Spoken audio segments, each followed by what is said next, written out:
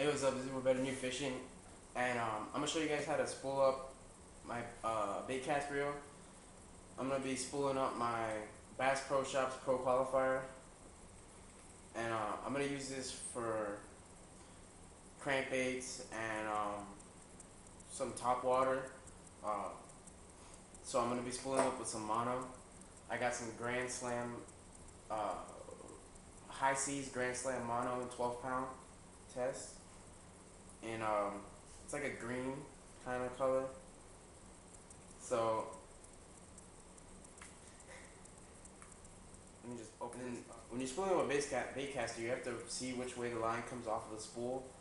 When you're spooling up a baitcaster, it has to come off the top of the spool, and then that's how you're gonna put it onto your reel. And what I have is a Berkeley spooling station. It's just the easiest way I found. And you just stick that onto your spooling, um, your spool holder, and you attach the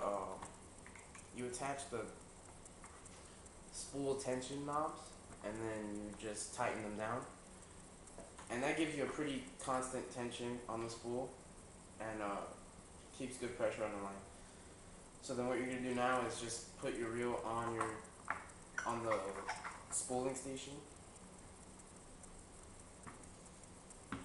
and you're gonna thread the line through the eyelid of your reel, and then you're gonna tie a knot around your the arbor of your spool. But if you have holes drilled into your spool, then you could just go through those holes and then tie a knot that way.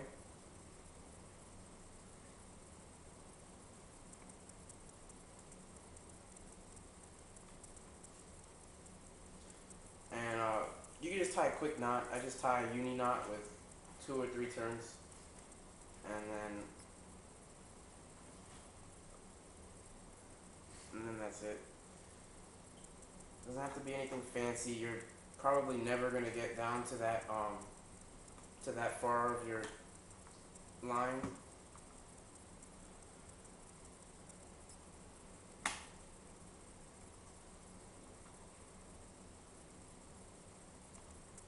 So when you get done tying the knot, you can go ahead and cut off the tagging pretty close. When you're done cutting that off, you can go ahead and start spooling on your line. At first there's going to be like a bunch of loops and stuff, so you have to pretty much keep tension. But then once the line is tight, you could go ahead and just start going. You can go as fast or as slow as you want. This is a pretty good speed if you want to make sure it lays on evenly. And like I said, I'm spooling on 12-pound test mono. This reel I think holds 120 yards of 10-pound test. I mean 120 yards of 12-pound test. So this should fill up pretty fast. It's 7.1 to 1. I think it takes in like 30 inches per turn, so it should fill up pretty fast.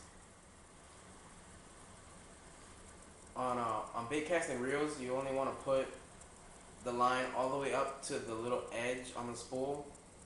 There's a beveled edge, kind of like comes down at an angle, and then you could tell that there's a lip. You want to go just under that lip. You don't want to go over, because then you'll have problems when you're casting and when you're reeling it, and it won't be good. So I'm almost there, just a couple more turns. The more line you can put on, the better. That's why it's always good to put it on as tight as possible, so that when you do, get some abrasion on your line, or if you get broken off, you still have a good amount of line on your reel to keep fishing and stuff like that.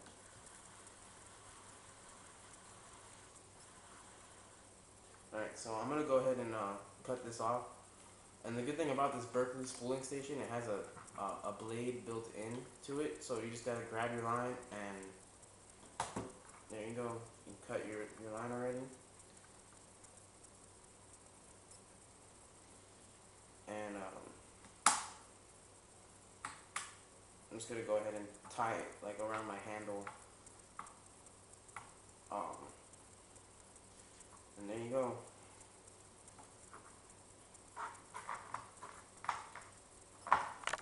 perfectly spooled baitcaster. Doesn't take only but a few minutes, and it's really easy. You just gotta get yourself. You don't even need this Berkeley spooling station. You could do it by yourself with a pen or something. Just stick the pen through the spool of the line, and just reel it on with the reel on your rod, and just put tension with your fingers, and it'll do the same exact thing. I just like doing this because it's a lot easier for me.